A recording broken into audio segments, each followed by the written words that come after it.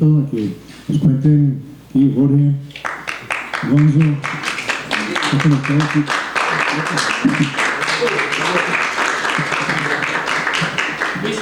no, mi pregunta era, siempre se especuló, no, era una realidad que el sonido del Kraken Uro era muy regular, era muy deficiente. Y ahora con lo que nos decía Víctor García, ese proceso tan bonito que logran hacer para mejorar significativamente el sonido. Las pistas, decía Víctor ahorita que el 90% habían llegado en muy buen estado y un 5 como en regular. ¿Utilizaron para mejorar esas partes inteligencia artificial o no hubo necesidad de esto?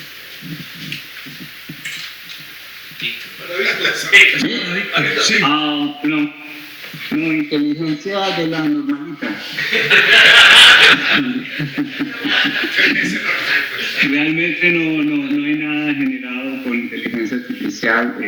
La gente sí, lo tiene ahora. Hay cantidad de cosas que se puede hacer con eso.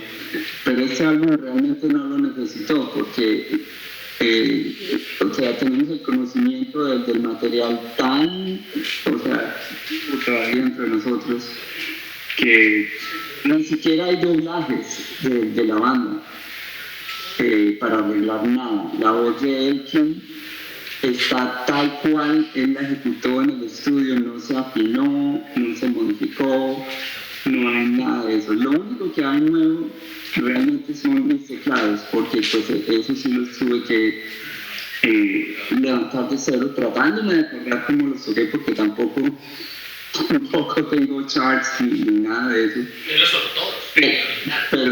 Pero escuchando el disco original y tratando de acordarme más o menos cómo eran las cosas, tengo equipos que son, por ejemplo,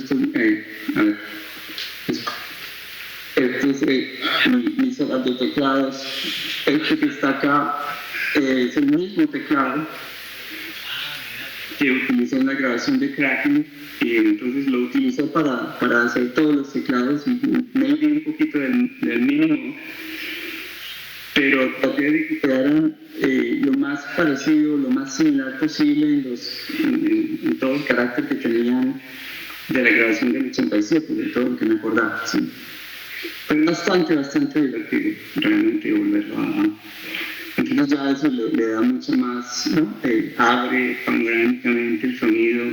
También hay unos ensayos de Atmos que estuve aquí, está capacitado para hacerlo porque yo trabajo en postproducción de películas que tienen el sistema Atmos desde ya 12 años. Estamos viendo la posibilidad de realizar el álbum también en Atmos para que la gente que tiene sus AirPods lo pueda escuchar como yo lo escucho aquí con los parlantes. Todavía pueden haber cosas por venir, pero por ahora estamos muy contentos con el vinilo y el streaming en 2.0. Yo quiero agregar algo importante acá. Kraken 1 no tiene teclados. Kraken 1 fue un álbum 100% metal, solo guitarra, baterías, etc. Cuando viene Kraken 2, el quinto Beatle fue Víctor García, porque Víctor fue el que compuso, integró, hizo los arreglos de todos los teclados completos de Kraken 2. O sea, realmente de alguna forma Víctor nos forzó, entre comillas, a llevar a los teclados a la banda, porque hasta ese momento todavía no lo teníamos tan claro. Pero canciones como Vestido de Cristal sí que exigían arreglos de teclados, Camino a la Montaña Negra. Entonces Víctor nos llevó a ese mundo de la música rock con teclados. La banda en algún momento no está tan preparada para eso, pero dimos el salto con él y fue un ejercicio muy bonito, ¿cierto?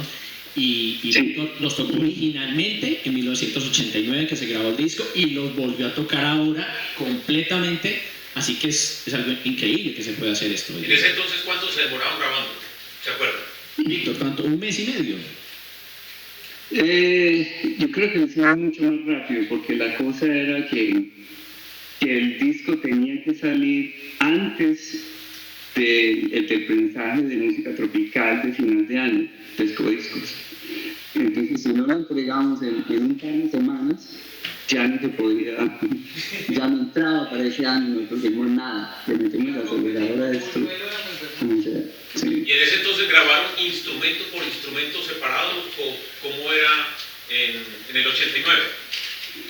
Sí, esta técnica la utilicé también con Nash para la grabación de las baterías, que se hace por capas. O sea, primero hicimos todos los platillos con buen micrófono, los mejores micrófonos que teníamos en ese momento, y después todos los tambores para poder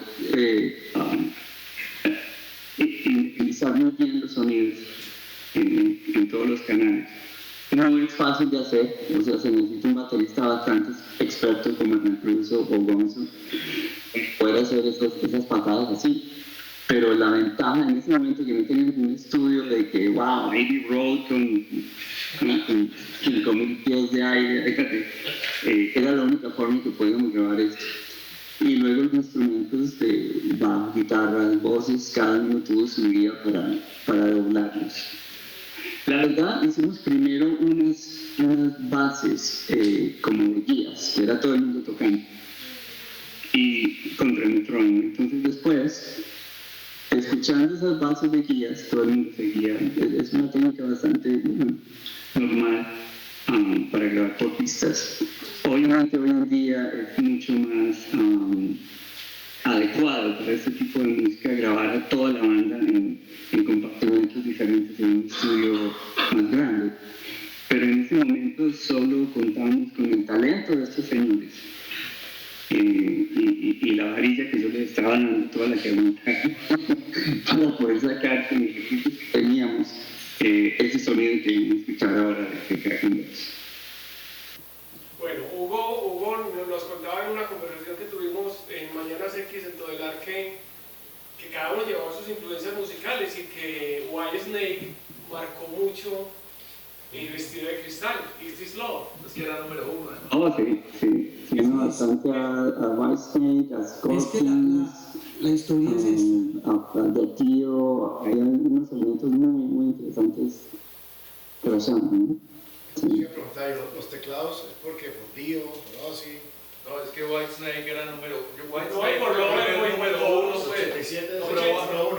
Hay un antecedente muy importante, es que Is This Love fue la primera balada rock número 1 en el Hardware Records. Entonces eso impactó toda la industria y todo lo que se estaba haciendo en California. ¿Y Víctor tenía influencias de quién en ese momento fuertes para impactarlas en esa grabación? Realmente el estilo de los teclados es bastante estándar del glam rock en este momento. No es un poco difícil de implementar, pero la dirección que tomó en algunas canciones como Alcalde de Murallas ya abrió un poquito más, o después del final, por ejemplo, Camino a la Montaña Negra, esos 3 tracks se abrieron mucho más en una dirección más progresiva. Entonces ya mis influencias de Genesis y de Emerson, Lake and Palmer y de Yes tuvieron mucho que ver por lo menos en esas aperturas, y Kraken me dio total carta blanca de hey, lo que quieras hacer, a ver. Y yo apenas escuché los tracks, los demos que llevaban, y dije, esto aquí va a estar súper divertido porque dejaron mucho espacio para añadir estas texturas de teclados. No sé si consciente o inconscientemente, pero es difícil hacer. En música tú tratas de rellenar mucho. Ellos los dejaron con un espacio muy holgado para poder hacer añadir estos teclados aquí. Quiero también añadir que la única canción que ya venía casi que lista por composición de Jaime Ochoa, el teclista que se está uniendo en ese momento, fue Vestido de Cristal. Yo simplemente tomé los temas de él y los adapté al formato que ya me entregaron de que esta es la canción final. Pero esa fue la semilla que dijeron, miren, eso es lo que estamos tocando con Jaime, queremos meter teclados, hago usted las otras canciones más o menos como con esta ideología. Total que sí, ese fue más o menos el proceso de los teclados.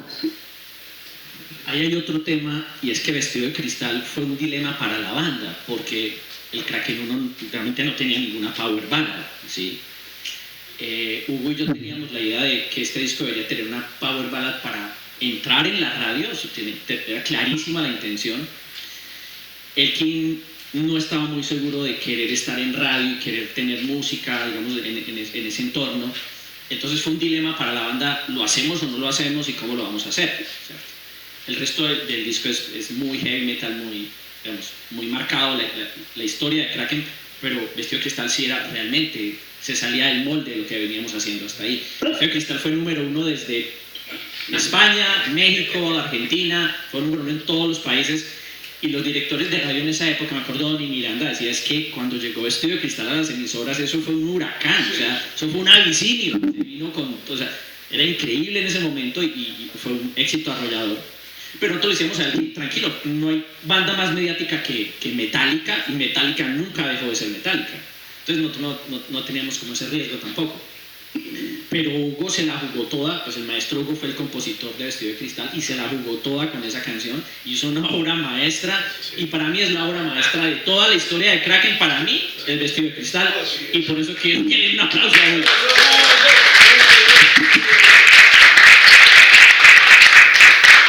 Bueno, realmente lo que cuenta Jorge es cierto. Estábamos pasando en esa, tomar la decisión, porque la idea también era de pronto encauzar a la banda hacia un nuevo público. Hasta antes de eso, nuestro público era ese público rockero, apasionado, coleccionista, ese rockero que es consagrado y que ve en el rock como un estilo de vida, pero había otra gente que gustaba del rock, pero lo que sonara de rock en radio, y hasta ahí. Yo conozco Scorpions porque Still Loving You, y hasta ahí. Conozco Bon Jovi por Living on a Prayer, y hasta ahí, ¿cierto? Entonces la idea era entrarle a esa gente, y yo buscaba una balada, y a mí siempre me gustó esa balada, Is This Love. Es evidente que yo logré coger el ambiente, el viaje, como el cuento que llevaba Is This Love, y traerlo hacia una canción de rock en español o de un grupo de heavy metal en español, tratando de dar como ese ambiente y ese beat que tenía para que pudiera ser una canción que entrara en el mercado como sin mayor dificultad, y coincidió con el ingreso del rock en español argentino, que venía entrando muy fuerte, y entramos a competir con estos grupos de rock en español y logramos, digámoslo, vencer muchos escalones hasta llegar a unos número 1 que se mantuvieron por meses en Bogotá, en Medellín y en toda Colombia, y eso le abrió muchas puertas a Kraken a nivel ya de internacional y de país. Y a partir de eso, pues entonces Kraken ya empieza a sonar en todo tipo de edades, desde los pequeños, los medianos, los adultos, porque Vestido de Cristal tiene esa musicalidad que le permite a usted escucharla en un supermercado, como me ha pasado, que yo en los supermercados a veces me ha tocado escuchar la canción, y es una canción que encaja perfectamente en cualquier medio comercial. Entonces, una vez la canción funciona, Elkin se da cuenta que ese paso habría que darlo, y que finalmente fue un paso que funcionó y nos puso en el radar en toda Colombia. Eso fue lo que pasó.